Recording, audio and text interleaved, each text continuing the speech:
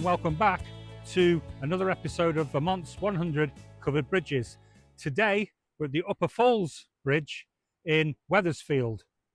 Now we're going to go through the bridge and I'll give you all the information, but first I've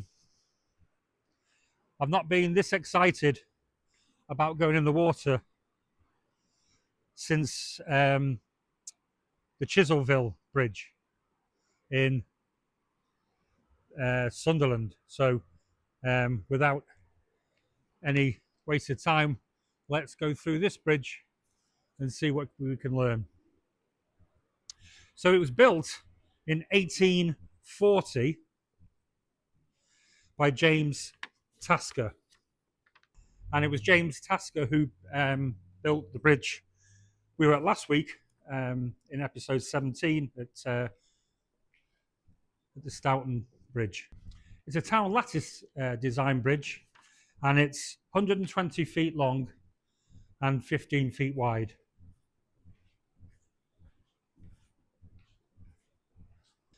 As you can see behind me, there's a bit of a hill, bit of a slope leading onto the bridge, and it is similar to the Williamsville Bridge, which we went to in episode 15.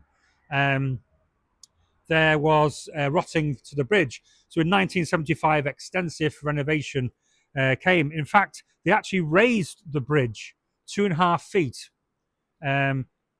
because it does sort of go up here. You probably can't see it. At the last couple of yards, it goes up. So they raised it 2.5 feet. So hopefully the water would run off down the side and into the Black River. In 2007, other repairs took place, including strengthening the underneath of the bridge. Now, talking on the underneath, I've been waiting for this, and I've just had a car go through, and a couple gave me a nice little friendly wave, and then they came out and had a great chat with them, June and Bill, and I said I'd give them a name check. They didn't want to come on the video. They live next door to this property, and they said they meet people from all over coming to the bridge, and they said I was very welcome to go onto their land or access the river via their land, and that's where I'm going to go right now. So thanks to Bill and June for very kindly letting me access your land to get to the river, and I'm really excited about getting onto this river.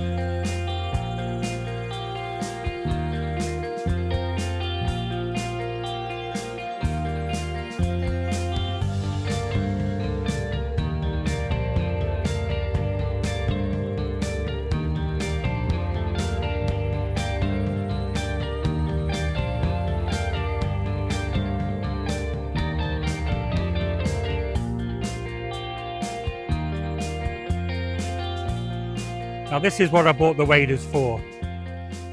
This is what it's all about. And you may recall my journey into the Williamsville River ended up with a wet right leg. Well, I've got a patch on, so we're going to try that one out as well. So here we go. I'll just turn the camera around.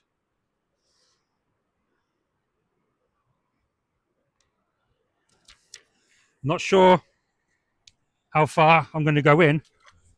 It looks very deep in the middle.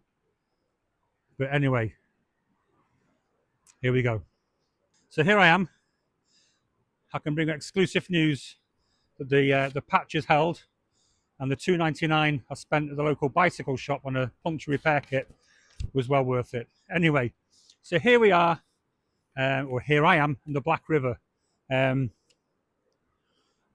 That's the north side of the river, with a totally concrete portal. Obviously, we can see underneath the bridge, looking relatively new. That was from the recent refurb. But this abutment here doesn't even have mortar in it. It's just pure brickwork. And see how far it goes back. That was an amazing structure. I'll give you another look at that because it's well worth it. Amazing how far that goes back.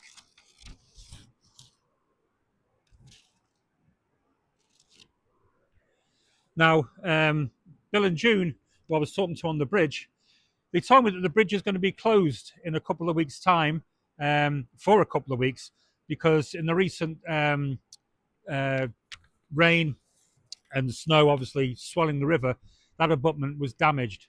So the bridge is going to be closed for a couple of weeks. In a couple of weeks, if you're going to come down and take a look. So just maybe check before you come.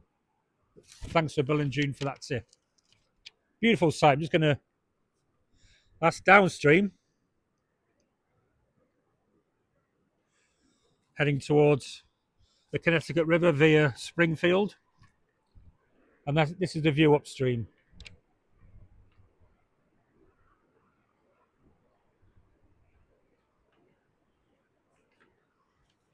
Fantastic. As I said, this is the Upper Falls Bridge. Bill and June told me there used to be a couple of mills further upstream that relied on the falls, obviously, to power the mills. The Black River is a direct tributary of the Connecticut River, and it's 40 miles long. It goes through towns. It rises in Plymouth, and it goes through Ludlow, Cavendish, works its way around down to Springfield, and into the Connecticut River just beyond Springfield. The Upper Falls Bridge meets Storm Irene. This footage shows the Black River racing downstream. Fortunately, the bridge was high enough to prevent any structural damage. Now, like many bridges, they have two names. This is also known as Downer's Bridge. One of the early settlers into the area was Abraham Downer, and his family and descendants lived right in this area. And where the Highway 106 meets 131 became known as Downer's Corner because of the area they lived in. And then over time, this just became known as Downer's Bridge. So you've got the Upper Falls Bridge or Downer's Bridge. I'm happy to call it either because it really is beautiful. And this is on par, like I say, with Chiselville Bridge in Sunderland, which was episode 7. So that's the end of another episode. Hope you enjoyed that as much as I did. Thanks to Bill and June.